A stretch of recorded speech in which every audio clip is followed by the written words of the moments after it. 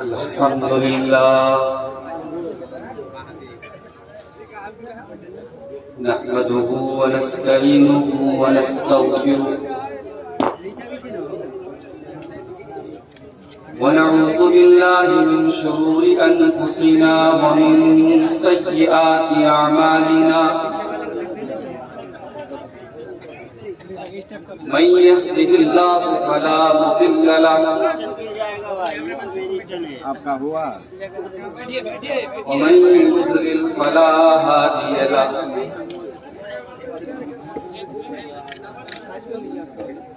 وأشهد أن لا إله إلا الله وحده لا شريك له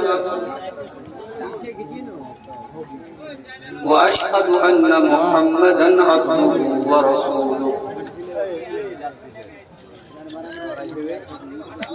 يا أيها الذين آمنوا اتقوا الله حق تقاته ولا تموتن إلا وأنتم مسلمون يا أيها الناس اتقوا ربكم الذي خلقكم من نفس واحدة وخلق منها زوجها وبث منهما رجالا كثيرا ونساء واتقوا الله الذي تساءلون به والأرحام إن الله كان عليكم رقيبا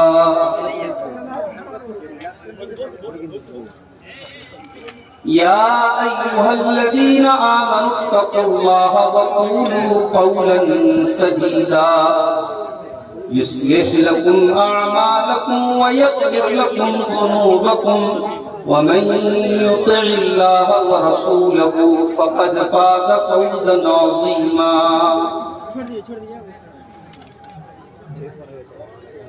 أما بعد فإن خير الحديث كتاب الله وخير الهدي هدي محمد صلى الله عليه وسلم وشر الأمور محدثاتها وكل محدثة بدعة وكل بدعة ضلالة وكل ضلالة في النار أعوذ بالله من الشيطان الرجيم بسم الله الرحمن الرحيم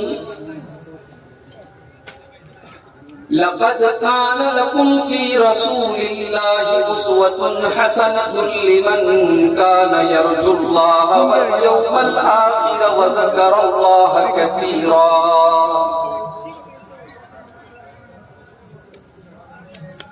صدر محترم اسٹیج کے اوپر جلوہ افروز علماء کرام، محترم بزرگوں، نوجوان بھائیوں، پردہ نشین ماں اور بہنوں، پیارے بچوں،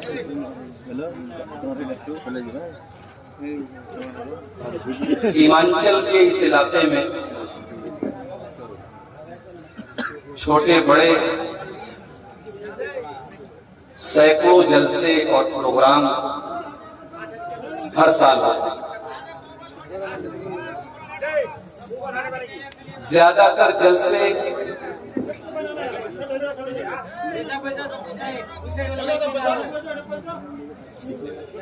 مدرسے یا مسجد کی تعمیر اور ترقی کے لیے ہوتے ہیں۔ میری اپنی مجبوریاں ہیں۔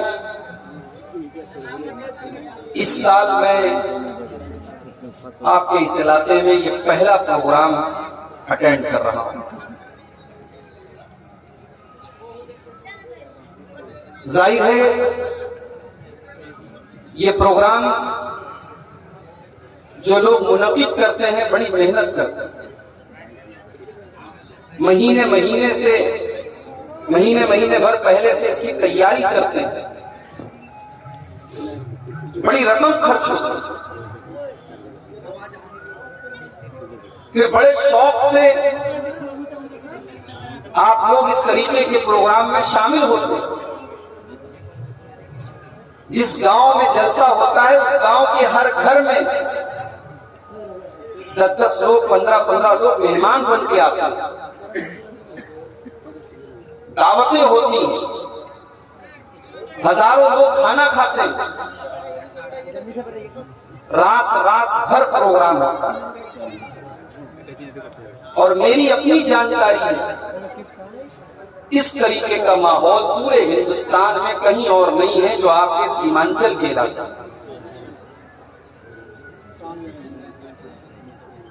یقیناً اتنے بڑے پیمانے پر اور رات بھر کا پروگرام ہونا اور آپ کا بیٹھ کر کے سردی کے موسم میں سننا، یہ اس بات کی پہچان ہے، اس بات کی علامت ہے کہ اللہ تعالیٰ نے آپ کے دلوں میں قرآن اور حدیث کو، اللہ اور اس کے رسول کی باتوں کو سننے کا جذبہ اللہ تعالیٰ نے آپ کو۔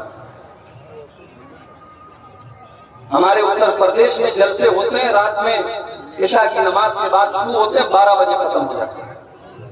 ماں تصور نہیں ہے رات پڑھ جلسے۔ لیکن میرے بھائیوں ایک سوال میں آپ سے کرنا چاہتا ہوں، یہ جلسے ہماری جو نوجوان نسل بیٹھی ہے، بچے بڑے ہو گئے، ہر سال یہ جلسے ہو رہے ہیں۔ پھر اگر یہ نوجوان اپنے بزرگوں سے پوچھے تو وہ بھی کہیں گے ہم بچپن سے دیکھتے چلے آ رہے ہیں، ہر سال جلسہ ہو رہا ہے۔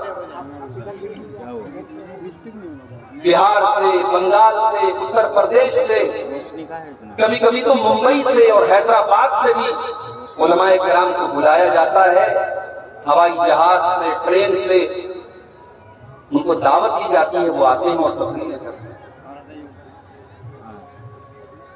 اتنی محنت کے بعد اور قوم کا اتنا بڑا سرمایہ خرچ کرنے کے بعد ریٹرن آپ کو کیا ملتا ہے؟ ان جلسوں کے ذریعے آپ کے ذہن کی تربیت کیا ہوگی؟ کیا مسجدوں میں نمازیوں کی تعداد میں کوئی اضافہ ہوا؟ جواب ملتا ہے نہیں، نمازیوں کی تعداد اور کم ہو گئی۔ کیا عورتوں کے اندر بے پردگی کم ہوئی؟ جواب ملتا ہے نہیں، بے پردگی اور بے حیائی اور بڑھ گئی۔ کیا ہمارے نوجوانوں کے اندر شراب نوشی کا اور بدکاری کا رجحان کم ہوا؟ نہیں، اور بڑھ گیا۔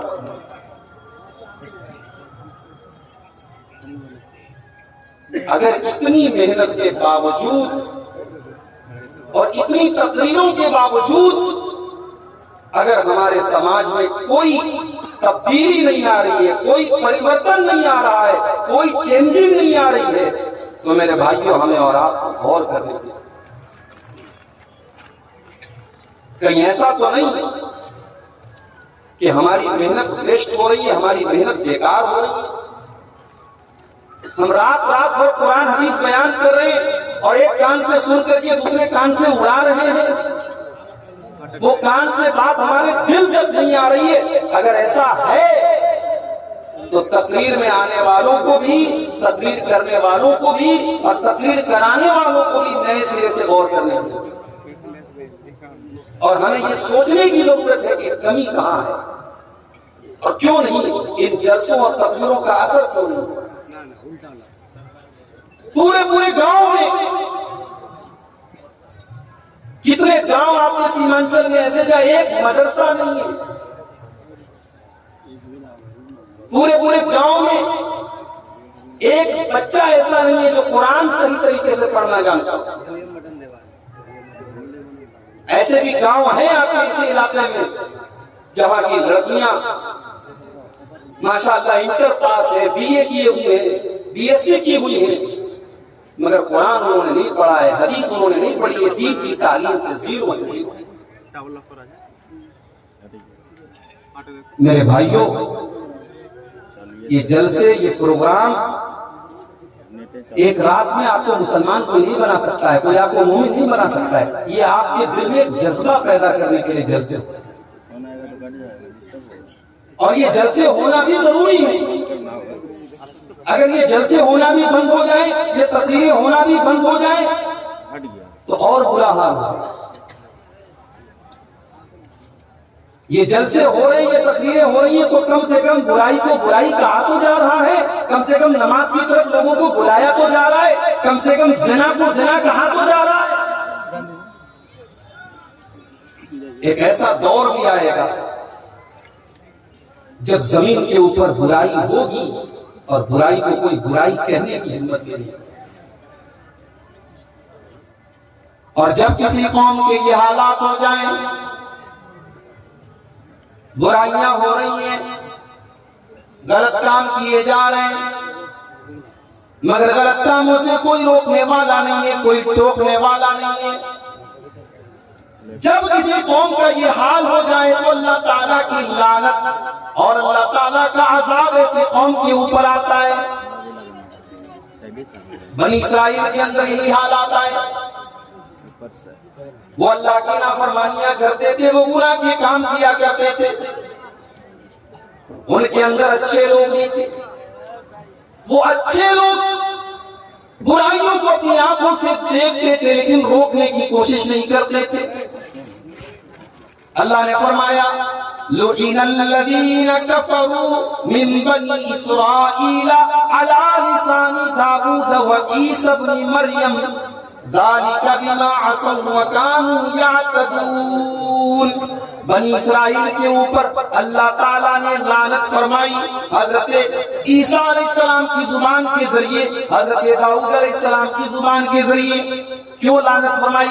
کانوا لا یتناہون عن منکر فعلوہ، بنی اسرائیل کے اندر کمی یہ تھی، کوتاہی یہ تھی کہ وہ جب گناہ کے کام کرتے تھے تو کوئی روکنے والا نہیں تھا، کوئی ٹوکنے والا نہیں تھا۔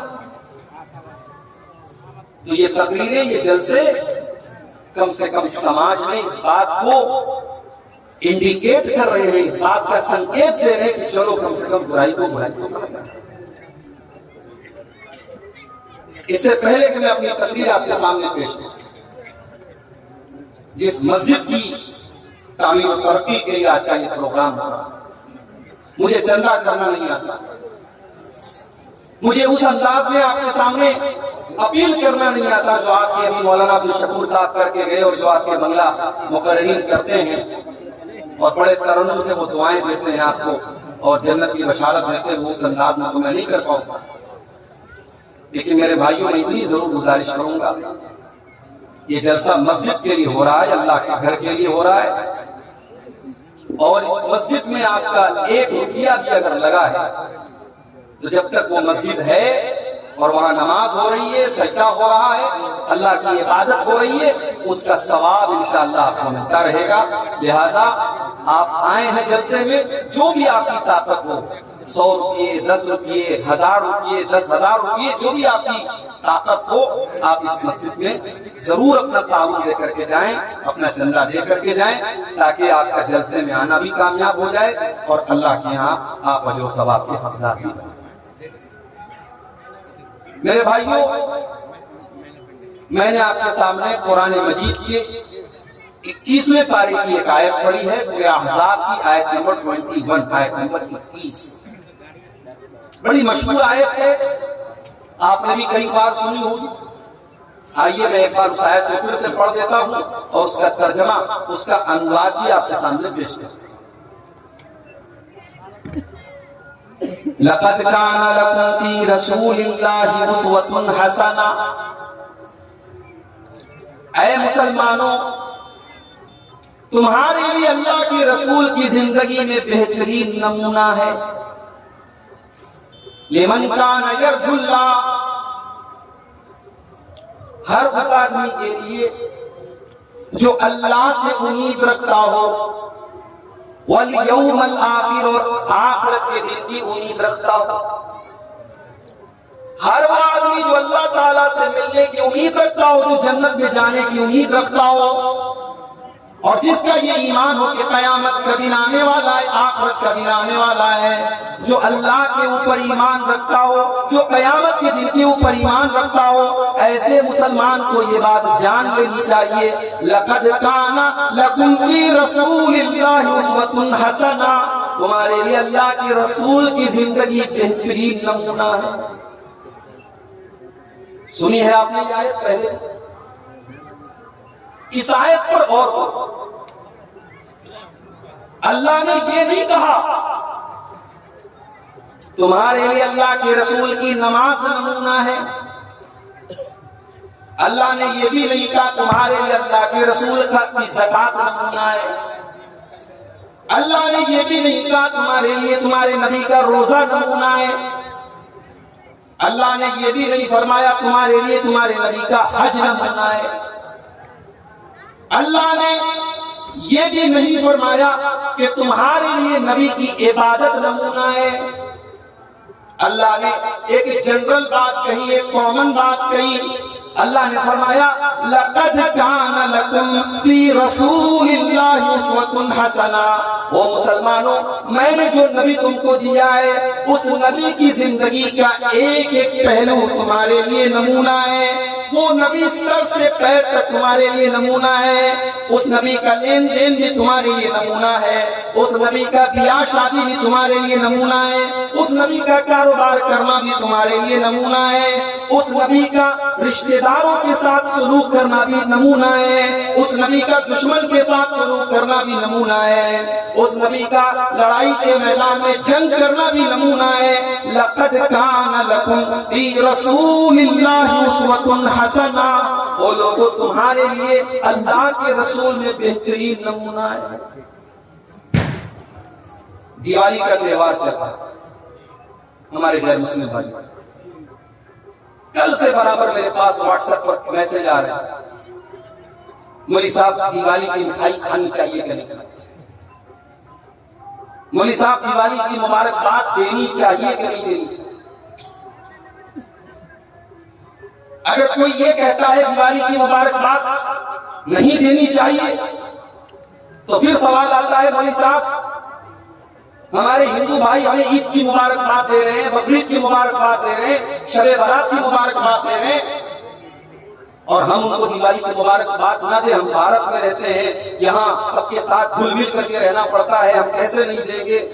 اس سے بڑی نفرت کی بھاونا پیدا ہوگی، بڑا غلط سندیش جائے گا، طرح طرح کی باتیں۔ میرے پیارے بھائیوں، آج ہندوستان کی سرزمین پر اپنے ہندو بھائیوں کے ساتھ ہم رہتے ہیں، اس مسئلے کا حل بھی ہمیں اللہ کے رسول کی سیرت میں ملے گا، کیونکہ اللہ نے فرما دیا لَقَدْ كَانَ لَكُمْ فِي رَسُولِ اللَّهِ أُسْوَةٌ حَسَنَةٌ، میرا نبی تمہارے لیے نمونہ ہے۔ ہم یہ غور کر کے دیکھیں گے ہمارے نبی بھی تو مکہ کی سرزمین پہ غیر مسلموں کے ساتھ رہتے تھے، ہمارے نبی بھی مشرکوں کے ساتھ رہتے تھے، ہمارے نبی نے کیا کبھی ان کو کسی تہوار کی مبارکباد دی؟ کیا کبھی ان کے کسی تہوار کی مٹھائی کھائی؟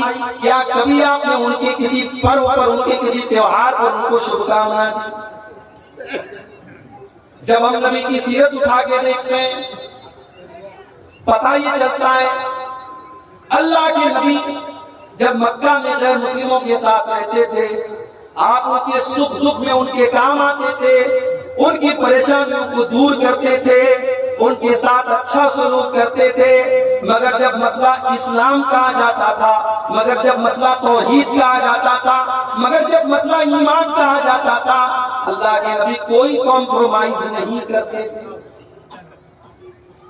ایک بار مکہ کے مشرکین آپ کے پاس آئے، کہنے لگے اے محمد چھوڑو یہ نفرت کی باتیں، تم کہتے ہو ایک اللہ کی عبادت کرو، ہم کہتے ہیں 360 بتوں کی عبادت کرو، چلو ہم ایک سمجھوتا کر لیتے ہیں، ایک دن تم ہمارے معبود کی عبادت کرو، ایک دن ہم تمہارے معبود کی عبادت کریں گے، ایک دن ہم بھی لا الہ الا اللہ پڑھ لیتے ہیں اور ایک دن تم بھی ہمارے لات کے سامنے، ہمارے حبل کے سامنے، ہمارے عزا کے سامنے تم سجدہ کرنا شروع کر دو۔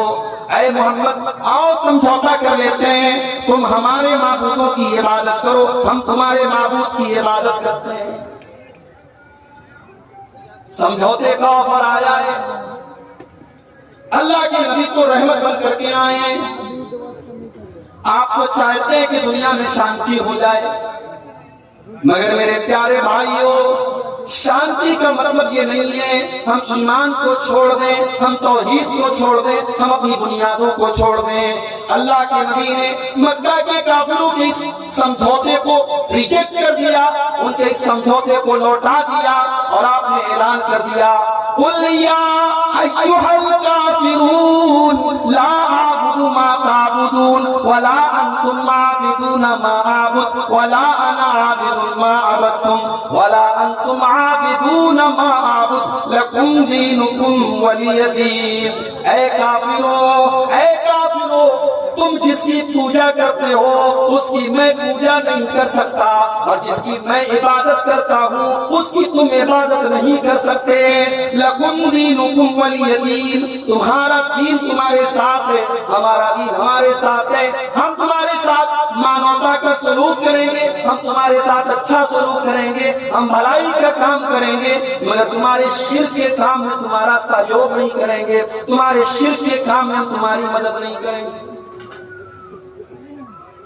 دیوالی کا تہوار ہمارے ہندو بھائیوں کے یہاں دولت کی ایک دیوی ہے لکشمی دیوی، وہ ان کی پوجا کرتے ہیں اور اسی تہوار کی خوشی میں وہ مٹھائی کھاتے ہیں۔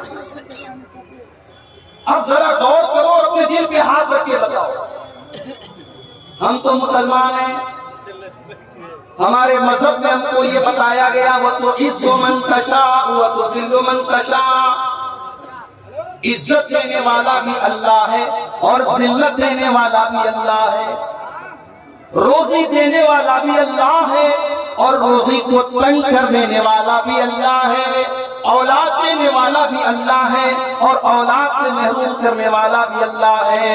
میرے پیارے بھائیوں، ایک مسلمان کبھی یہ عقیدہ نہیں رکھ سکتا کہ دولت کسی دیوی دیوتا کے ذریعے ملتی ہے، علم کسی دیوی دیوتا کے ذریعے ملتا ہے۔ اسلام کی نظر میں یہ شرک ہے اور یہ دنیا کا سب سے بڑا پاپ ہے۔ اسلام کی نظر میں اگر کوئی علم اور دولت کے لیے کسی کی پوجا کر رہا ہے، اللہ کو چھوڑ کر کے کسی کی عبادت کر رہا ہے، اسلام کی نظر میں یہ سب سے بڑا اپرادھ ہے، سب سے بڑا پاپ ہے۔ اور اسلام یہ ہم سے کہتا ہے اگر ہو سکے تو اس کو روک لو شرک کرنے سے، اگر روک نہیں سکتے تو تم اس کو زبان سے منع کرو، اگر زبان سے منع نہیں کر سکتے تو کم سے کم دل سے برا جانو۔ اب میرے نوجوان ساتھیوں، جو تم فیس بک کے اوپر ہیپی دیوالی اور دیوالی کی شبھکامنائیں دے رہے ہو، تم اپنی گرل فرینڈ کی وال پہ جا کر کے، ان کے واٹس ایپ کے اسٹیٹس پہ جا کر کے تم مبارکباد ان کو دیپاولی کی دے رہے ہو۔ اب ذرا اپنے دل پر ہاتھ رکھ کے بتاؤ، جب تم نے دیوالی کی مبارکباد دے دی اور تم نے دیوالی کی مٹھائی کھا لی تو تم اس شرک کو کہاں تم دل سے برا جان رہے ہو؟ اگر تم دل سے برا جانتے تو اس کی مبارکباد نہ دیتے، تم دل سے برا جانتے تو اس کی مٹھائی نہ کھاتے۔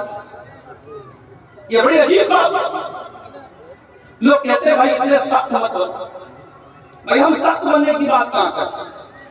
آپ غیر مسلموں کے ساتھ اچھا سلوک کریں، انسانیت کا سلوک کریں، اپنے اخلاق سے ان کا دل جیتیں۔ یہ آپ سے کس نے کہہ دیا کہ آپ دیوالی کی مبارکباد دیں گے اور دیوالی کی مٹھائی کھائیں گے تب آپ کا غیر مسلم بھائی آپ سے خوش ہوگا؟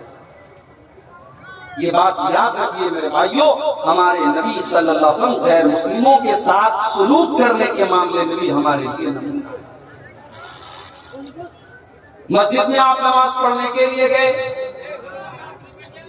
اللہ اکبر کہہ کر کے آپ نے ہاتھ مانگا، نماز آپ شروع کرنے جا رہے ہیں، اللہ کے نبی فرماتے صلو کما رأیتمونی اصلی، نماز ویسے پڑھو جیسے اپنے نبی کو تم نے نماز پڑھتے ہوئے دیکھا ہے۔ جیسا طریقہ نبی کا تھا نماز کا ویسے ہی طریقے پر ہمیں نماز پڑھنی ہے۔ اللہ کے رسول جب نماز پڑھتے تھے سینے پر ہاتھ مانگتے تھے، سب سے پہلے دعائے ثنا پڑھتے تھے، अल्लाहुम्मा बाइक नहीं पढ़ते थे, औज़ बिल्लाह पढ़ते थे, बिस्मिल्लाह पढ़ते थे, सूरह फातिहा पढ़ते थे। आपने ये भी फरमाया बगैर सूरह फातिहा के कोई नमाज नहीं होती। आपने ये भी फरमाया जो सूरह फातिहा न पढ़े फहिया खिदाजुन, उसकी नमाज अधूरी है, अधूरी है, अधूरी है, उसकी नमाज पूरी नहीं है, उसकी नमाज पूरी नहीं है। उसके बाद अल्लाह के नबी कोई और सूरत पढ़ते, फिर आप रुकू में जाते और रुकू में जाने के पहले आप रफा यदैन करते, अपने दोनों हाथों को उठाते कंधे तक। रुकू में जब आप जाते आपकी पीठ और आपका सर बिल्कुल बराबर होता और इत्मीनान से आप रुकू करते और अपने दोनों हाथों से अपने घुटने को मजबूती से पकड़ करके आप रुकू करते। रुकू में आपने बहुत सारी दुआएं सिखाई हैं। सबसे मशहूर दुआएं सुभान रब्बियल अज़ीम, ये दुआ कम से कम 3 बार पढ़नी चाहिए, अल्लाह के रसूल पढ़ते थे।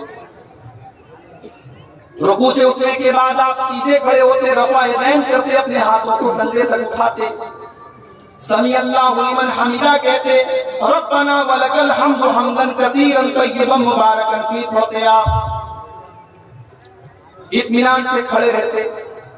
उसके बाद आप सजदा करते और सजदे में जाते वक्त पहले अपने हाथों को जमीन पर रखते, फिर अपने घुटने को बाद में रखते। सजदे में कम से कम 7 चीजें जमीन के ऊपर अल्लाह के प्यारे नबी रखते थे। अपनी पेशानी को जमीन पर रखते थे, अपनी नाक को जमीन पर रखते थे, पेशानी और नाक दोनों को एक मानते थे आप। दोनों हाथों को जमीन पर रखते, दोनों घुटनों को जमीन पर रखते और दोनों पैरों को भी जमीन पर रखते और पैरों की उंगलियों को मोड़ करके उनका रुख किबला की तरफ कर लेते और आप इत्मीनान से सजदा करते। सजदे में आपने कि उंगलियों को जमीन पर बिछाने से मना किया और आपने फरमाया कुत्ते की तरह अपने हाथों को सजदे में जमीन पर बिछा करके सजदा न करो। मर्द का भी यही तरीका है, औरत का भी यही तरीका है। औरत भी सजदा ऐसे ही करेगी जैसे मर्द करता था। कोई भी सही हदीस ऐसी नहीं कि मर्द का सजदा करने का तरीका अलग और औरत का तरीका अलग है। दोनों का तरीका सेम होगा, दोनों का तरीका एक होगा। सजदे में आप अलग अलग दुआएं पढ़ते थे, सुभान रब्बियल आला भी पढ़ते थे, सुब्बुहुन कुद्दूस रब्बुल मलाइकति भी पढ़ते थे और भी दुआएं आप पढ़ते थे कम से कम 3 बार। सजदे से उठने के बाद इत्मीनान से आप बैठ जाते थे, अल्लाहुम्मा ग़फ़िरली वरहमनी वहदिनी वआफ़िनी वरज़ुक़नी, ये दुआ आप पढ़ते थे। फिर दूसरा सजदा करते थे। दूसरा सजदा करने के बाद इत्मीनान से आप बैठे रहते थे और फिर उठ करके आप दूसरी रकात के लिए आप उठते थे और जैसे आपने पहली रकात पढ़ी थी आप दूसरी रकात पढ़ते थे। अगर वो नमाज 3 रकात वाली या 4 रकात वाली होती थी, अल्लाह के प्यारे नबी 2 रकात पढ़ने के बाद अत्तहियात पढ़ते थे। और अत्तहियात में जो हदीस से जो चीजें साबित हैं कि अत्तहियात के शुरू से लेकर के सलाम फेरने तक आप अपनी उंगली को उठाए रहते थे। ये हमारे बहुत सारे भाइयों ने जो तरीका बना लिया है कि अशहदु अल्लाह के ऊपर उठाते हैं और इल्लल्लाह के ऊपर उंगली को नीचे कर देते हैं। माफ कीजिए, ये हदीस से साबित नहीं। पूरे तशहुद में अत्तहियात आपने जब से शुरू की है, सलाम फेरने के टाइम तक आपकी उंगली ऐसे उठी नहीं। बीच बीच में आप थोड़ा थोड़ा उंगली को हरकत देंगे। जब दरूद शरीफ पढ़ेंगे तब आप हरकत देंगे, दरूद शरीफ के बाद की दुआएं जब आप पढ़ेंगे तब आप हरकत देंगे। ये हरकत देना भी अल्लाह के रसूल सल्लल्लाहु अलैहि वसल्लम से साथ। तीसरी रकात के लिए जब आप खड़े होते तो आप रफा यदैन करके अपने हाथों को सीने पर बांध लेते।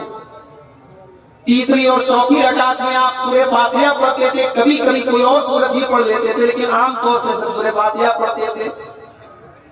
और जब आप नमाज के आखिरी तशहुद में बैठते थे तो अपने बाएं पैर को आप दाहिने पैर के नीचे से निकाल के अपनी कमर के बल बैठा करते थे और अत्तहियात पढ़ते थे। अत्तहियात के बाद दरूद शरीफ पढ़ते थे। दरूद शरीफ के बाद आप मुख्तलिफ दुआएं पढ़ते थे। अल्लाहुम्मा इन्नी ज़लमतु नफ्सी वाली दुआ भी पढ़ते थे। अल्लाहुम्मा इन्नी अऊज़ु बिका मिन अज़ाबि जहन्नम वाली दुआ भी आप पढ़ते थे।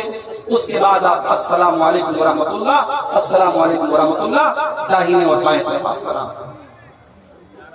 یہ ہے اللہ کے رسول کی نماز کا طریقہ۔ اب کوئی اگر یہ کہتا ہے مولوی صاحب آپ نے طریقہ تو بتا دیا لیکن ہم تو اسی طریقے پر نماز پڑھیں گے جو باپ دادا سے ہم دیکھتے چلے آئے تھے۔ معاف کرنا میرے بھائی، اللہ تعالیٰ کی آپ سے یہ نہیں پوچھا جائے گا آپ کے باپ دادا کیسے نماز پڑھتے تھے، اللہ تعالیٰ کے یہاں یہ پوچھا جائے گا آپ کی نماز رسول کے طریقے کے مطابق تھی کہ نہیں تھی۔ اس لیے کہ اللہ نے اعلان کر دیا لَقَدْ كَانَ لَكُمْ فِي رَسُولِ اللَّهِ أُسْوَةٌ حَسَنَةٌ۔ او لوگو، جب میں نے اپنے رسول کو تمہارے لیے نمونہ بنا کر کے بھیجا ہے تو تم نے میرے نبی کے طریقے پر نماز کیوں نہیں پڑھی؟ ایک صحابی مسجد میں آتے ہیں، 2 رکعت نماز پڑھتے ہیں، نماز پڑھنے کے بعد وہ اللہ کے رسول کو آ کر کے سلام کرتے ہیں، اللہ کے پیارے نبی ان کے سلام کا جواب دیتے ہیں، اور جواب دینے کے بعد اللہ کے نبی کہتے ہیں ارجع فصلی فإنک لم تصلی، جاؤ تم پھر سے نماز پڑھو تمہاری نماز نہیں ہوئی۔ صحابی پھر سے آتے ہیں، پھر سے 2 رکعت نماز پڑھتے ہیں، پھر آ کر کے اللہ کے رسول کو سلام کا جواب دیتے ہیں، اللہ کے رسول صلی اللہ علیہ وسلم کا جواب دیتے ہیں اور کہتے ہیں جاؤ پھر سے نماز پڑھو تم نے نماز نہیں پڑھی۔ جب 3 بار ایسا ہو جاتا ہے صحابی اللہ کے نبی سے کہتے ہیں کہ اللہ کے نبی آپ ہی بتا دیجئے کہ نماز کیسے پڑھی جائے۔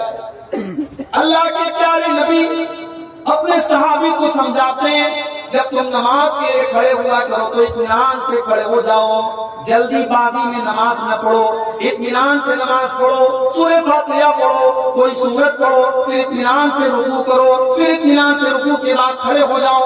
تمہاری نماز میں سکون ہونا چاہیے، اطمینان ہونا چاہیے۔ جلد بازی والی نماز اگر تم نے پڑھی تو تمہاری نماز اللہ تعالیٰ کے مانی نہیں جائے گی۔ میرے بھائیوں، اپنی نمازوں کا جائزہ ہم اور آپ لے لیں کہ ہماری نمازیں اللہ کے رسول کے طریقے کے مطابق ہیں۔ اور آگے بڑھو، یہ تو نماز کا معاملہ ہو گیا۔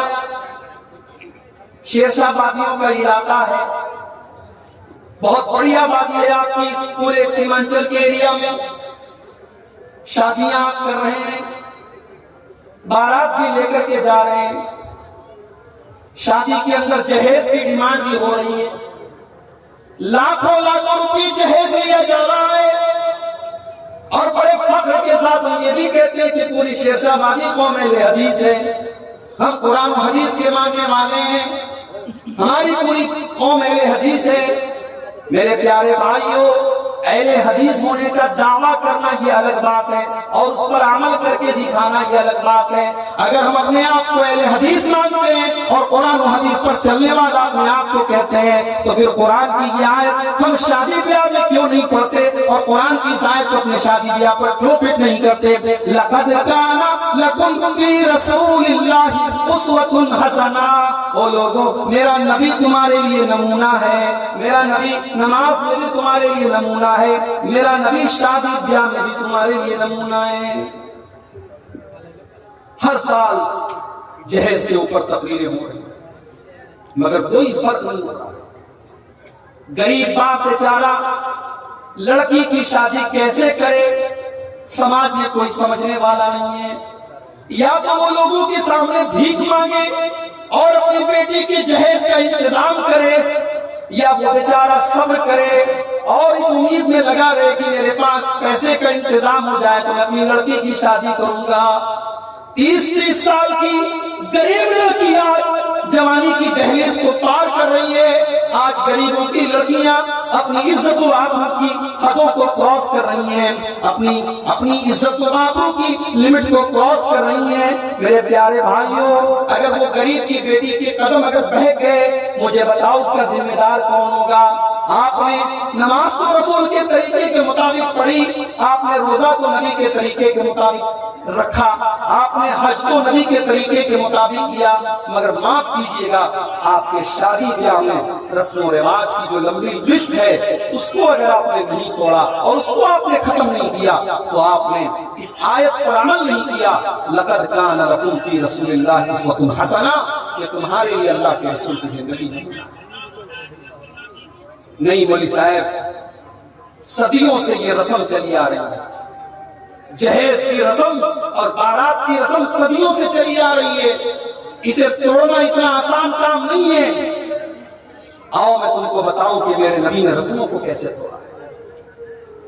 میرے نبی تو دنیا میں اسی لیے آئے تھے کہ رسموں کو ختم کریں، انسانیت کے کندھوں پر رسم و رواج کی جو بیڑیاں تھی، جو زنجیریں تھیں، اللہ کے پیارے نبی رسم و رواج کی ان بیڑیوں کو توڑنے کے لیے دنیا میں آئے تھے۔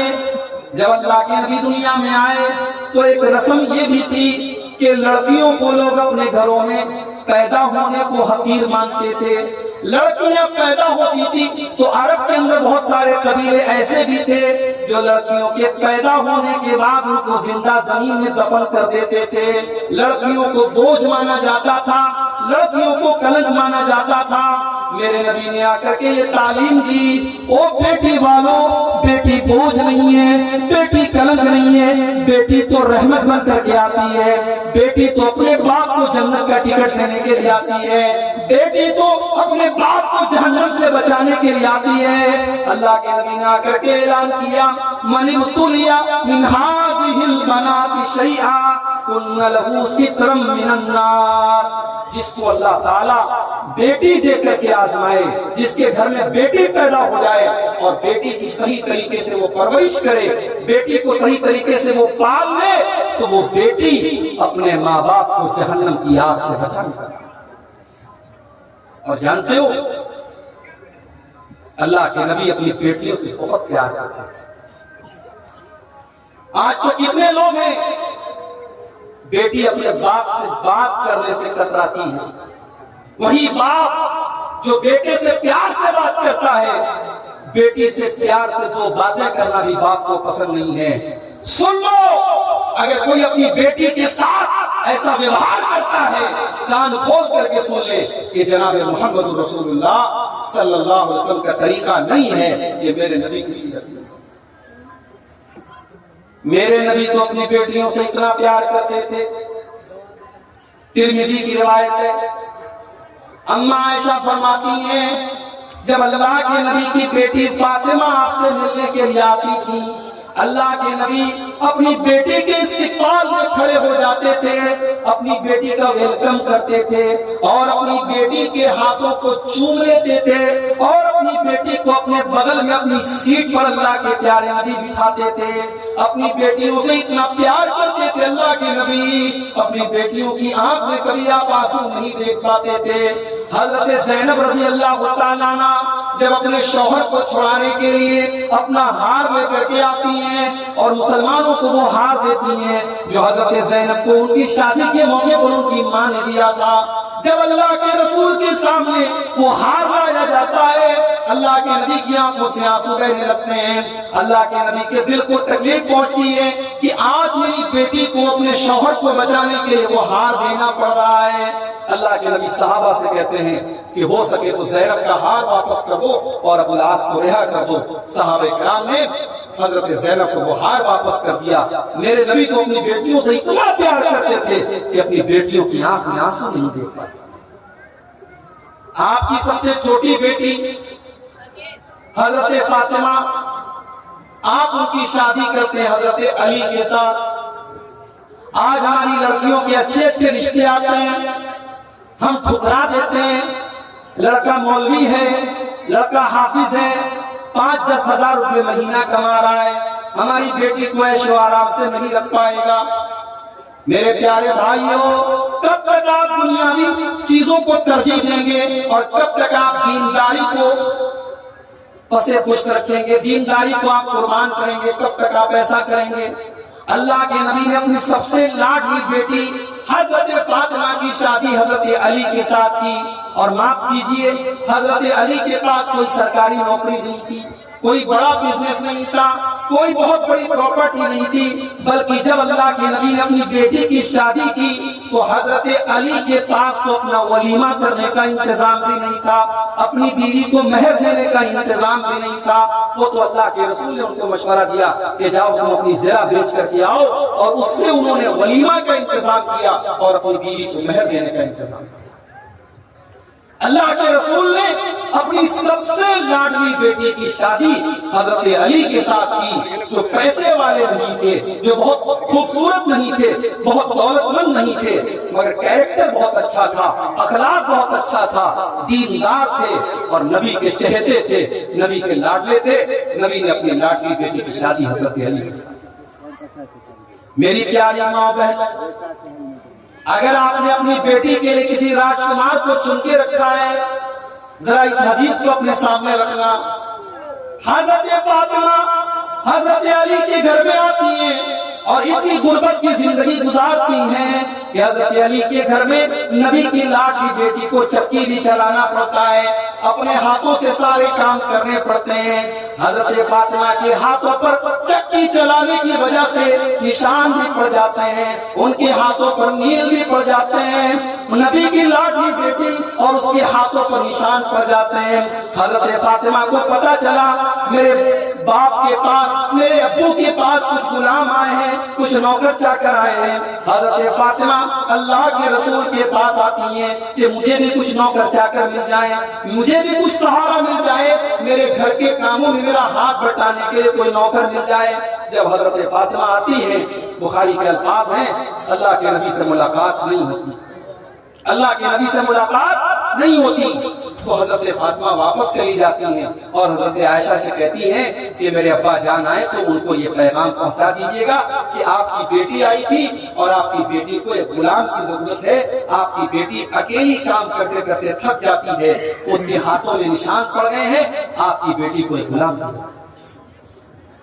शाम को जब अल्लाह के नबी घर आए, हजरत आयशा ने पूरा वाकया आपको सुनाया। बुखारी के अल्फाज है, अल्लाह के नबी उसी वक्त अपनी बेटी के घर पहुंचे, बेटी के घर पहुंचे, बेटी और दामाद अपने बिस्तर पे सोने की तैयारी कर रहे थे। अल्लाह के प्यारे नबी अपनी बेटी के बिस्तर पर आकर के बैठ गए और आपने फरमाया, ऐ अली, ऐ फातिमा, मेरे पास इतनी ताकत तो नहीं है कि मैं तुम्हें गुलाम दे सकूं, मैं तुम्हें एक नौकर दे सकूं, लेकिन हाँ मैं तुमको उससे भी एक बेहतर चीज तुमको दे रहा हूँ। इज़ा अवैतुमा इला फिराशिकुमा, ऐ मेरी बेटी और मेरे दामाद, जब तुम बिस्तर पे सोने जाया करो तो 33 बार तुम सुभान अल्लाह पढ़ लिया करो, 33 बार तुम अल्हम्दुलिल्लाह पढ़ लिया करो और 34 बार तुम अल्लाहु अकबर पढ़ लिया करो। तुम्हें किसी नौकर की जरूरत नहीं पड़ेगी, तुम्हें किसी नौकरानी की जरूरत नहीं पड़ेगी। ये तस्बीह तुम पढ़ के सो जाओ, तुम्हारी सारी थकावट दूर हो जाएगी, तुम्हारी सारी तकलीफें दूर हो जाएंगी। ये नबी की तरबियत का तरीका था अपनी बेटी, ऐसे तरबियत की है अल्लाह के नबी ने अपनी बेटी। मेरी प्यारी माँ और बहनों, आज मोबाइल पर और टीवी पर आने वाले सीरियलों ने हमारी बहनों और हमारी नौजवान लड़कियों का ज़हन ऐसा बना दिया है कि आज उन्हें हीरो चाहिए, उन्हें जीन्स और टी शर्ट पहनने वाला और जिम जाने वाला, उन्हें दुनियावी एतबार से खूबसूरत लड़का चाहिए, उन्हें दीनदार होने से मतलब नहीं है, उन्हें नमाजी होने से मतलब नहीं है, उन्हें ईमान वाला होने से मतलब नहीं है। आज हमारी लड़कियों की नजर अगर है तो लड़कों की खूबसूरती, उनकी स्मार्टनेस और उनकी सरकारी नौकरी और उनके दुनिया में कामयाब होने पर है, आखिरत की कामयाबी और दीन की कामयाबी को कोई नहीं। तो शादी ब्याह में मेरे भाई, ये जो जहेज की रस्म हमने पाली, अल्लाह के रसूल ने रस्मों को कैसे खत्म किया है, जरा आपको गौर करें। अल्लाह के नबी के जमाने में एक रस्म ये भी थी कि कोई किसी लड़के को अगर गोद ले लेता था तो वो उसका सगा बेटा मान लिया जाता था। गोद लेने वाला लड़का सगा लड़का मान लिया जाता था, और जो औरत किसी लड़के को गोद ले ले वो औरत उस लड़के की मां मानी जाती थी। उसके जो और बच्चे होते थे, उस गोद जिस बच्चे को गोद लिया गया है उसके भाई बहन माने जाते थे। इस्लाम ने इस रस्म को कंडेम किया, इस्लाम ने इस रस्म पर पाबंदी लगाई और इस्लाम ने इस रस्म को गलत करार दिया। और अल्लाह ताला ने कुरान की आयत नाज़िल की, वमा जाला अदियाकुम, अल्लाह ताला ने तुम्हारे मुंह बोले बच्चों को तुम्हारा सगा बेटा नहीं बनाया। तुमने जिसको गोद ले लिया, जिसको तुमने मुंह से कह दिया ये मेरा बेटा है, वो तुम्हारा सगा बेटा नहीं हो सकता। अल्लाह की नजर में वो तुम्हारा सगा बेटा नहीं है। अब जरा गौर से सुनना, मैं जो बात आपसे कहने जा रहा हूं, اللہ کے نبی نے حضرت زید رضی اللہ تعالیٰ عنہ کو اپنا منہ بولا بیٹا بنا. یہ حضرت زید کون تھے؟ یہ بیچارے اچھے خاندان کے تھے، لیکن ڈاکوؤں نے ان کو بچپن میں کڈنیپ کر کے ان کو غلام بنا کے بیچے. اب حضرت زید غلام بن کر کے مکہ میں بک رہے تھے. حضرت خدیجہ رضی اللہ تعالیٰ عنہ کے چچا زاد بھائی تھے حضرت حکیم بن حزام، انہوں نے خرید لیا حضرت زید کو اور پھر حضرت خدیجہ کو انہوں نے دے دیا. پھر حضرت خدیجہ کی شادی جب اللہ کے رسول کے ساتھ ہوئی تو حضرت خدیجہ نے حضرت زید کو اللہ کے رسول کی خدمت میں دیا. اللہ کے نبی نے حضرت زید کو اتنا پیار دیا، اتنی محبت دی کہ جب حضرت زید کا سگا باپ اور ان کا چچا جب ان کو پتا چلا کہ ہمارا بیٹا ہمارا بھتیجا مکہ میں محمد کے پاس رہتا ہے صلی اللہ علیہ وسلم، جب ان کو یہ پتا چلا کہ ہمارا بیٹا مکے میں ایک آدمی کے پاس رہتا ہے تو حضرت زید کا باپ اور ان کا چچا اللہ کے رسول کے پاس آئے اور کہا کہ اے محمد، ہم اپنے بیٹے کو لینے آئے ہیں، آپ ہمارا بیٹا ہمارے حوالے کریں. اللہ کے رسول نے کہا ٹھیک ہے، اچھی بات ہے، آپ زید سے پوچھ لیجئے، اگر وہ آپ کے ساتھ جانے کو تیار ہے آپ شوق سے لے کے چلیں. زید کے باپ اور زید کے چچا نے آ کر کے حضرت زید سے پوچھا کہ اے زید، ہم تمہیں اپنے ساتھ لے کر کے جانے کے لیے آئے ہیں، تم غلامی کی زندگی چھوڑ دو، چلو اپنے گھر چلو اور آزاد کی زندگی گزارو. حضرت زید جواب دیتے ہیں اے میرے والد اور اے میرے چچا، میں اپنے آقا کو چھوڑ کر کے کہیں جانے والا نہیں ہوں. میرا سگا باپ بھی اتنا پیار مجھے نہیں دے سکتا تھا جتنا محمد رسول اللہ نے مجھ کو دیا ہے. میں اپنے آقا کو چھوڑ کر کے اپنے نبی کو چھوڑ کر کے میں کہیں جانے والا نہیں ہوں. میں رہوں گا تو محمد رسول اللہ کے ساتھ رہوں. جب باپ نے یہ دیکھا کہ میرا بیٹا جانے کو تیار نہیں ہے، باپ بیچارہ مجبور ہو کر اللہ کے رسول اتنا خوش ہوئے، آپ نے آ کر کے مکے میں اعلان کیا آج سے زید میرا بیٹا ہے اور میں اس کے باپ کے جیسا ہوں اور میری پراپرٹی کا وارث بھی زید بنے گا. آپ نے ایسا اعلان کر دیا اور پورے مکہ میں لوگ حضرت زید کو زید بن محمد کہتے ہیں. اب غور سے سنیے گا جو بات میں کہنا چاہتا ہوں.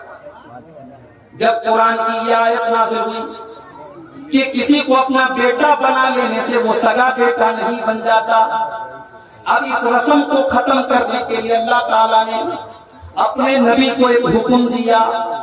حکم یہ دیا کہ اے نبی، حضرت زینب رضی اللہ تعالیٰ عنہ جو زید کی بیوی ہیں، جب زید اپنی بیوی کو طلاق دے دیں تو اے محمد صلی اللہ علیہ وسلم آپ زید کی بیوی کے ساتھ طلاق کے بعد جب وہ عدت پوری کر لیں تو آپ ان سے نکاح کر لیجیے. اللہ کے رسول کو اللہ نے حکم دیا کہ آپ اپنے منہ بولے بیٹے کی مطلقہ بیوی کے ساتھ جو سماج کی نظر میں آپ کی بہو ہے، اپنی اس لڑکی کے ساتھ، اس عورت کے ساتھ آپ شادی کر. کتنی بڑی بات ہے. آج ہمارے سماج میں اگر ایسی کوئی رسم ہو اور آپ سے میں کہوں کہ اس رسم کو توڑ دیجئے تو آپ کی پیشانی پر بل پڑ جائیں گے، پسینہ آ جائے گا آپ کو کہ اتنی خطرناک رسم. اللہ نے اپنے نبی کو حکم دیا کہ اے نبی، جب زینب کی عدت ختم ہو جائے تو آپ کو زینب کے ساتھ نکاح کرنا ہے. اللہ کے نبی ڈر رہے تھے کہ میں اگر زینب کے ساتھ نکاح کروں گا تو سماج کیا کہے گا. لوگ یہ کہیں گے کہ محمد رسول اللہ نے اپنی بہو کے ساتھ شادی کر لی، اپنی بہو کے ساتھ نکاح کر لیا. بڑے غور سے سننا میرے پیارے بھائیوں، محمد رسول اللہ نے کیسے رسم و رواج کو ختم کیا ہے. اللہ کے نبی صلی اللہ علیہ وسلم نے حضرت زینب کے ساتھ جب نکاح کیا پورے مکہ میں اعتراض ہونے لگا. لوگ کہنے لگے محمد رسول اللہ نے اپنی بہو کے ساتھ شادی کر لی. لوگ کہنے لگے سارے مسلمانوں کو 4 شادی کرنے کی اجازت ہے، محمد صلی اللہ علیہ وسلم نے 5ویں شادی کر لی. لوگ کہنے لگے انہوں نے دوسروں کے لیے الگ قانون بنایا اور اپنے لیے الگ قانون بنایا. اب اللہ نے قرآن کی آیت نازل کی سورہ احزاب، ما کان محمد ابا احد من رجالکم ولکن رسول اللہ۔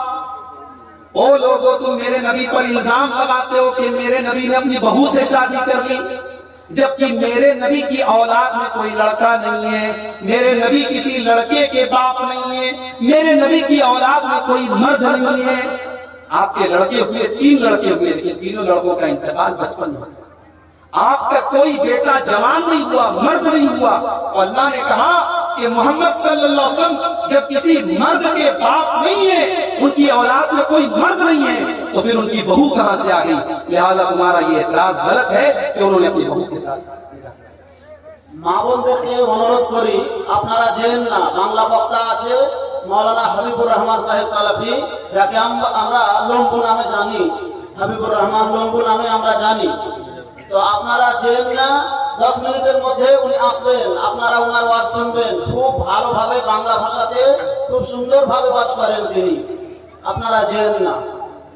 और होटल बंद होने वाला है, जिनको जिनको खाना है जल्द अज जल्द खा लें।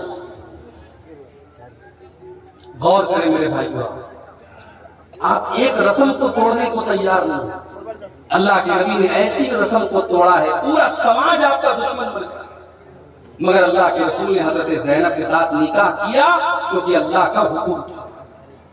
मेरे भाइयों, आप अगर अपने आप को अहले हदीस मानते हैं, कुरान और हदीस पर चलने वाला कहते हैं, तो रस्म और रिवाज की इन बेड़ियों को खत्म करो और शादी ब्याह को आसान करो। और मेरी बात नोट कर लो, समाज से बेहयाई और ज़िनाकारी नहीं खत्म हो सकती जब तक हम निकाह के सिस्टम को आसान नहीं करें।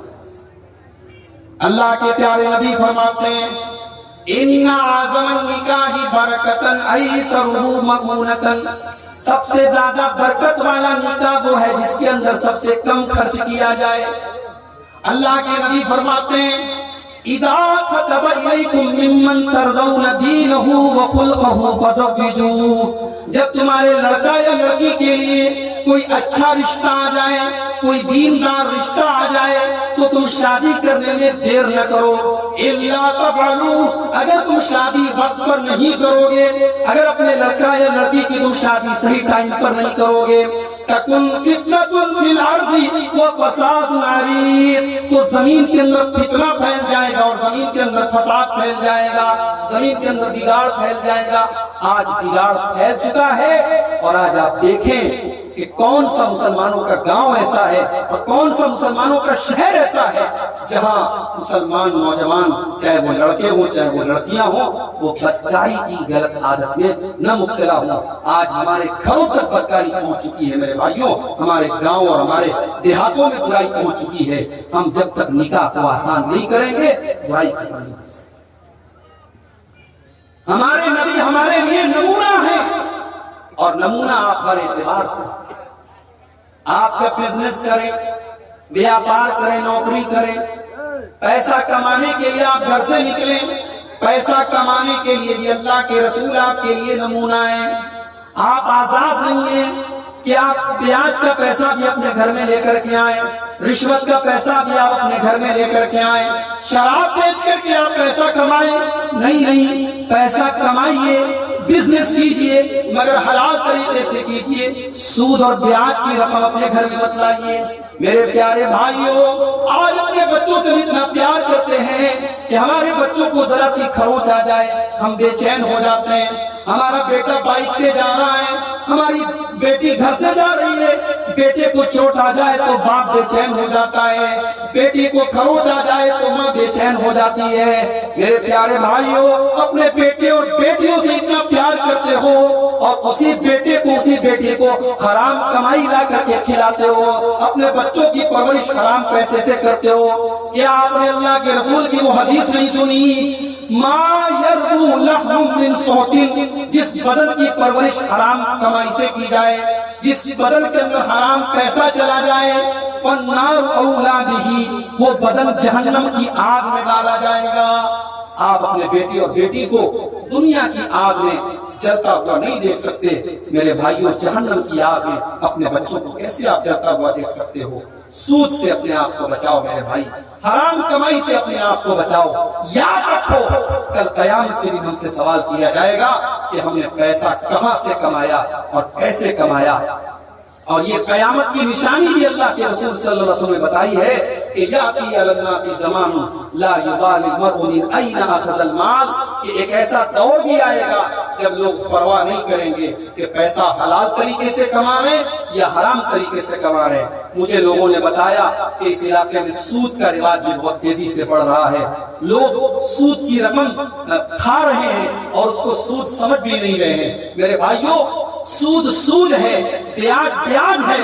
ہم اس کا نام بدل کر کے انٹرسٹ رکھ دیں، ہم اس کا نام بدل کر کے کچھ اور رکھ دیں، لیکن بیاج بیاج رہے گا، شراب شراب ہی رہے گی، زنا زنا ہی رہے گا.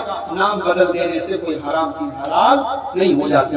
تو اللہ نے فرمایا لقد کان لکم فی رسول اللہ اسوۃ حسنہ، تمہارے لیے اللہ کے رسول کی زندگی بہترین نمونہ ہے. ہمیں اور آپ کو آج اس پہلو پر غور کرنے کی ضرورت ہے کہ ہمارے نبی کیا صرف نماز میں ہمارے لیے نمونہ ہے، کیا صرف روزہ میں ہمارے لیے نمونہ ہے؟ جی نہیں، ہمارے رسول اکرم صلی اللہ علیہ وسلم زندگی کے تمام معاملات میں ہمارے.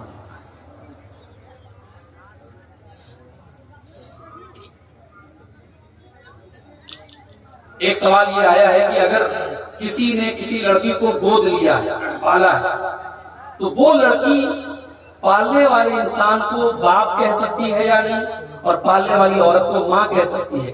بالکل کہہ سکتی ہے. بھائی ہم ایک عام آدمی کو اپنے باپ کہہ کر کے، چچا کہہ کر کے پکارتے ہیں. ایک عام عورت کو جو بوڑھی ہے اس کو ماں کہہ کر کے پکارتے ہیں. ہمارے ماں کہہ دینے سے وہ ہماری ماں نہیں ہو جاتی، ہم احترام کے طور پہ ماں کہتے ہیں. تو ظاہر ہے کہ اگر کسی نے کسی بچے کو گود لیا ہے تو وہ اگر ماں کی طرح پرورش کر رہی ہے، وہ باپ کی طرح پرورش کر رہا ہے، تو وہ لڑکا یا لڑکی اس کو ماں کہہ سکتی ہے، اس کو باپ کہہ سکتا ہے. مگر ماں کہہ دینے سے وہ اس کی سگی ماں نہیں ہو جائے، اور باپ کہہ دینے سے وہ اس کا سگا باپ نہیں ہو جائے گا. اور ولدیت میں ہمیشہ اس کے اصل باپ کا نام ہی لکھا جائے گا. اور جب اس لڑکا یا لڑکی کی شادی ہوگی، نکاح کے ٹائم بھی اس کا جب نام لیا جائے گا تو اصل جو باپ کا نام ہے وہی نام لیا جائے گا. اور سرکاری کاغذات بھی جب بنوائے جائیں تو کوشش کی جائے کہ اصل والد کا نام لکھا جائے تاکہ کسی طریقے کی غلط فہمی نہ ہو. اسلام نے اس پر بڑی سختی سے زور دیا ہے کہ ولدیت کسی کی تبدیل نہیں ہونی چاہیے، جو جس کا باپ ہے اس کے اصل باپ کا نام ہی اس کے ساتھ لینا چاہیے. اور یہاں ایک بات اور بھی یاد رکھیے کہ اگر کسی نے مان لیجئے کسی بچے کو گود لیا، اب پہلے سے اس کے کچھ لڑکے یا لڑکیاں ہیں، اب اس نے جس بچے کو گود لیا اگر اس کو دودھ پینے کی عمر میں دودھ پلا دیا، یعنی جو بچہ یا بچی 2 سال کے اندر اس کو گود لیا اور اس کو دودھ پلا دیا 2 سال کے اندر، تب تو وہ سب آپس میں بھائی بھائی بن گئے، بھائی بہن بن گئے. لیکن اگر اس کو مان لو 2 سال کے بعد لیا یا دودھ نہیں پلا سکی تو پھر یہ آپس میں بھائی بہن نہیں مانے جائیں گے. اس عورت کے جو پہلے سے بچے ہیں وہ اس کے سگے بھائی بہن کے برابر نہیں مانے جائیں گے. جب یہ لڑکا یا لڑکی جوان ہوگا تو پھر اس کو باقی لڑکے یا لڑکیوں سے جیسا شریعت کا حکم ہے پردہ کرنا پڑے گا اور شریعت کے حکم کے مطابق چلنا پڑے گا. تو میرے بھائیوں آج ہمیں اور آپ کو اس پر بھی غور کرنے کی ضرورت ہے. ہم مسجد میں جاتے ہیں، ماشاءاللہ ماتھے پر سجدے کا نشان، ماشاءاللہ چہرے پر بھرپور داڑھی ہے، ہم اچھے ہیں، دیندار ہیں، مگر گھر کے اندر جب ہم جاتے ہیں ہماری بیوی کے ساتھ ہمارا سلوک کیسا ہے، ہمارے بچوں کے ساتھ ہمارا سلوک کیسا ہے. بہت سارے لوگ ہیں سماج کی نظر میں بہت اچھے ہیں، گاؤں والوں کی نظر میں بہت اچھے ہیں، مگر اس کی بیوی سے جا کے پوچھو، بیوی بتائے گی کہ وہ کیسے اتنے اچھے ہیں.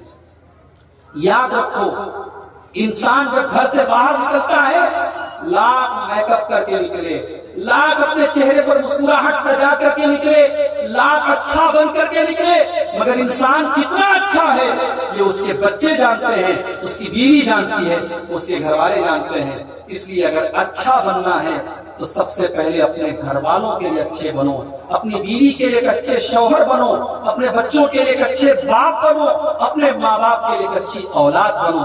اسی لیے اللہ کے نبی فرماتے ہیں خیرکم خیرکم لأہلہ، او لوگوں تم میں سب سے اچھا انسان وہ ہے جو اپنے پریوار کے لیے اچھا ہو، وَأَنَا خَيْرُكُمْ لِأَهْلِي، اور میں تمہارے اندر اپنے پریوار کے لیے سب سے اچھا ہوں۔ کیا آپ اپنی بیوی کے ساتھ ہنسی مذاق کرتے ہیں؟ ارے نہیں مولوی صاحب، دن بھر کام کر کے رات میں تھکے ہارے گھر جاتے ہیں، بیوی کے ساتھ ہنسی مذاق کرتے ہیں۔ میں کہتا ہوں آپ دنیا کے سب سے بڑے بزی اور سب سے بیسٹ انسان بھی اگر بن جائیں تب بھی آپ کی بیوی کا آپ کے اوپر حق ہے میرے بھائی، اور بیوی کا حق آپ کو ادا کرنا۔ ایک شوہر اور بیوی کا رشتہ بڑا پیارا رشتہ ہے، اس رشتے کو آپ کو نبھانا پڑے۔ اللہ کے رسول کے ایک صحابی تھے، میں آخری باتیں کر رہا ہوں کیونکہ مجھے حکم نہیں ملا ہے، بات کو شارٹ کر دیجئے۔ اللہ کے رسول کے ایک صحابی تھے حضرت ابو درداء انصاری رضی اللہ عنہ۔ یہ انصاری صحابی تھے، مدینہ میں رہتے تھے۔ یہ رات میں نماز پڑھتے تھے، دن میں روزہ رکھتے تھے۔ شادی ہو چکی تھی لیکن بیوی سے کوئی مطلب نہیں رکھتے تھے، بیوی کے پاس بہت کم کرتے تھے۔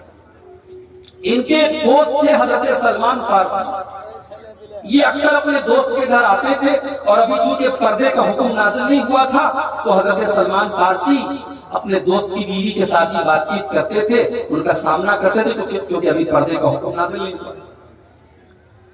بخاری کی روایت ہے، ایک دن حضرت سلمان فارسی اپنے دوست ابو درداء کے گھر آئے۔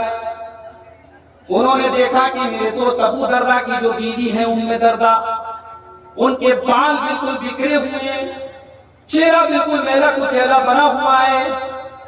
حضرت سلمان فارسی نے پوچھا کہ بھابی جان جی آپ نے کیا حلیہ بنا کے رکھا ہے؟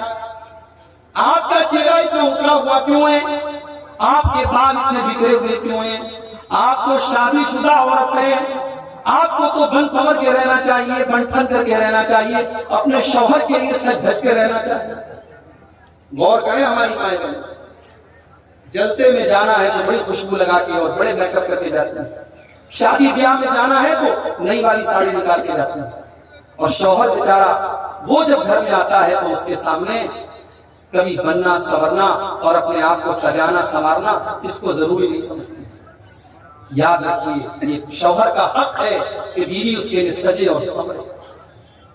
تو حضرت سلمان فارسی نے کہا کہ بھابی جان یہ آپ نے کیا حلیہ بنا کے رکھا ہے؟ آپ کا بال ایسا بکھرا ہوا ہے، چہرہ اتنا میلا کچیلا ہے، کیا بات ہے؟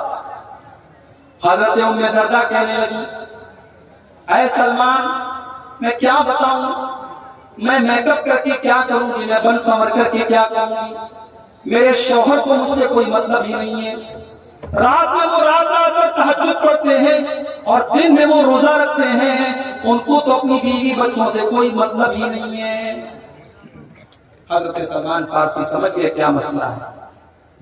تھوڑی دیر کے بعد حضرت ابو درداء آئے گھر میں، روزہ رکھے ہوئے تھے، وہ نفل روزہ تھا، روزہ رکھے ہوئے تھے، دسترخوان بچھایا اور حضرت سلمان فارسی سے کہا کہ کھانا کھا لیجیے۔ حضرت سلمان فارسی نے کہا میں کھانا نہیں کھاؤں گا، پہلے آپ کو بھی کھانا پڑے۔ بولے میں روزہ ہوں گا، نہیں آپ کو روزہ توڑ دیجیے، آپ ساتھ میں کھانا کھائیں۔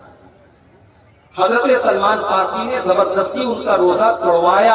اس سے ایک مسئلہ یہ بھی پتا چلا کہ نفلی روزہ، رمضان کے روزے کی بات نہیں ہو رہی، نفلی روزہ توڑا بھی جا سکتا ہے اگر کوئی ایسی مصلحت آ جائے۔ سلمان فارسی نے روزہ توڑوایا، دونوں دوستوں نے روزہ توڑا، ساتھ میں کھانا کھایا۔ اس کے بعد جب رات ہوئی، عشاء کی نماز کے 1 گھنٹے کے بعد حضرت ابو درداء کھڑے ہو کر کے تہجد کی نماز پڑھنے لگے۔ حضرت سلمان فارسی نے منع کیا، رک جائیے، ابھی تہجد مت پڑھیے، تھوڑا اور ٹائم گزر جانے دیجیے۔ تھوڑا اور ٹائم گزر گیا، آدھی رات ہو گئی، پھر حضرت سلمان نے کہا، حضرت ابو درداء کھڑے ہونے لگے، حضرت سلمان نے کہا ابھی رک جائیے، ابھی تہجد کا ٹائم نہیں ہوا ہے۔ جب رات کا آخری پہر آیا اور فجر کے 1-2 گھنٹہ پہلے کا وقت آیا، تب حضرت سلمان فارسی نے کہا اب اٹھیے اور اب آپ تہجد پڑھیے اور میں بھی آپ کے ساتھ تہجد پڑھوں۔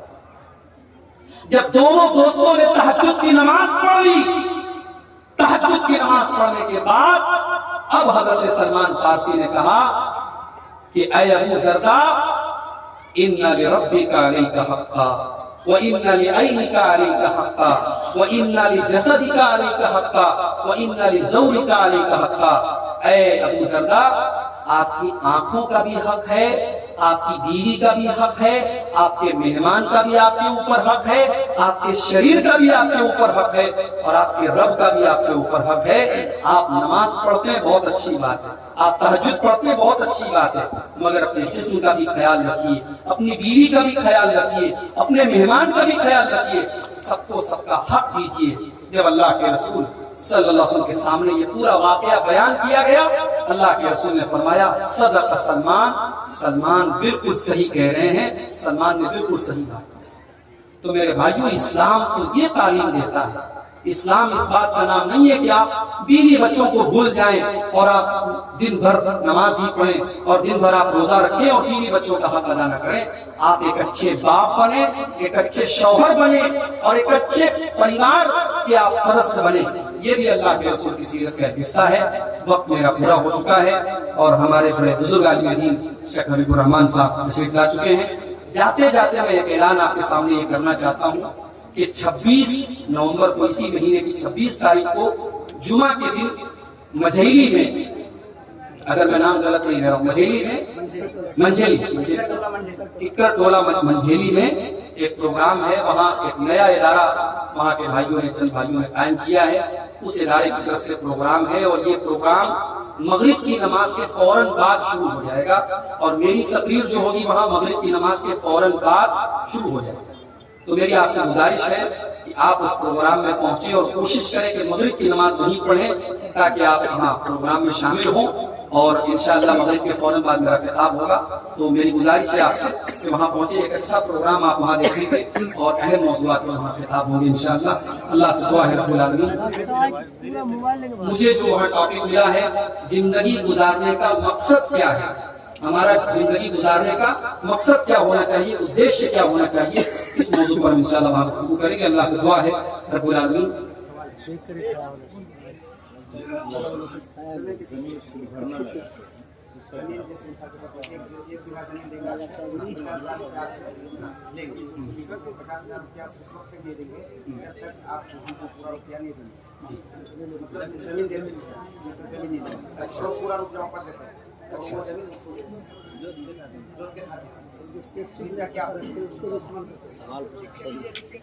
دیکھیے ایسا ہے کہ یہ جو مسئلہ آپ بتا رہے ہیں اس کی پوری صورتحال جب سامنے ہو تب اس کے بارے میں کوئی شرعی بات رکھی جائے، لیکن جو ظاہری طور پر جو آپ شکل بتا رہے ہیں وہ صحیح معلوم نہیں ہو رہی ہے، شرعی اعتبار سے وہ صحیح نہیں ہے۔